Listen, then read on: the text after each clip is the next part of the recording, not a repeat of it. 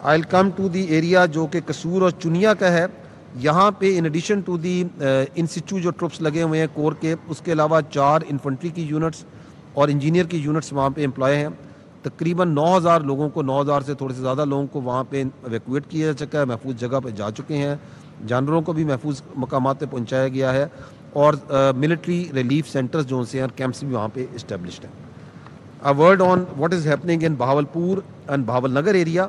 وہاں پہ ابھی اس طرح فلڈ پہنچا نہیں ہے، لیکن وہاں پہ اسٹینڈ بائی پہ in addition to the troops dedicatedly stand by پہ کر دیا گیا ہے، اور ریلیف کیمپس بھی اسٹیبلش کیے آرمی نے کر لی ہیں وہاں پہ. اور جو ایویکویشن ہے، وہ جو علاقے ہیں جہاں پہ پہلے ڈیٹیل میں بتایا گیا کہ جہاں پہ فلڈ کا خطرہ ہے، پانی بڑھ رہا ہے، ان علاقوں میں سے تقریباً 2000 لوگوں کو ابھی تک ایویکویٹ بھی کرایا جا چکا ہے. کے پی کے میں اس وقت، جیسے میں نے پہلے بتایا کہ آپ کی ایک engineer brigade, 2 engineer units, 4 infantry units, 1 urban search and rescue team still وہاں پہ امپلائڈ ہے.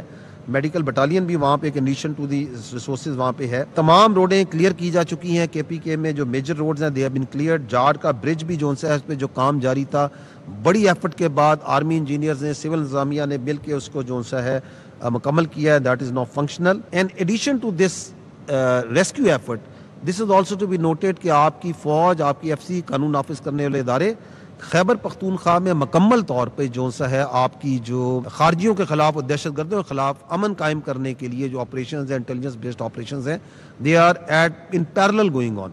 اور اس میں کوئی کسی قسم کمی نہیں آئی، تاکہ وہ اس موقع پہ جب کہ عوام کو، خیبر پختونخوا کے عوام ایک مشکل میں ہے، اس سے کوئی فائدہ اٹھائیں.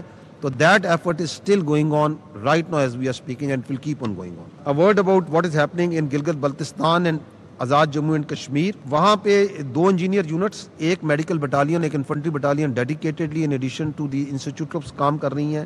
ایئر ریلیف آپریشنز بھی وہاں پہ کیے گئے ہیں، اس کی بھی آپ کو گائے بگائے بتایا گیا ہے. Karakoram high way is completely open. Jaglot Skardu road is open, کھول دی گئی ہے.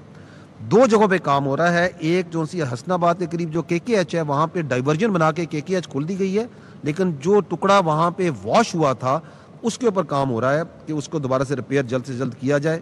اور گزر کے اندر جو گزر فنڈر روڈ ہے، دیٹ از اس پہ کام ہو رہا ہے، اور ہم امید کر رہے ہیں کہ اگلے 24 سے 48 گھنٹے میں یہ دونوں جگہیں بھی کلیئر کر دی جائیں گی. ان دی اینڈ آئی مسٹ سے کہ جو فوج ہے آپ کی، پاکستان فوج، اور اس کے تمام سولجرز، اس کے تمام افسران ہر وقت اس مشکل کی گھڑی میں، اور چاہے وہ یہ گھڑی آفات میں ہو، چاہے وہ حالت امن ہو یا حالت جنگ میں، they are all the time standing with the people of Pakistan، چاہے وہ پاکستان کے کسی بھی کونے میں ہو.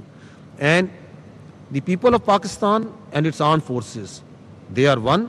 وہ اکٹھے تھے، اکٹھے ہیں اور اکٹھے رہیں گے، اور ان کے درمیان کوئی بھی باطل قوت کسی قسم کی دراڑ نہیں ڈال سکتی.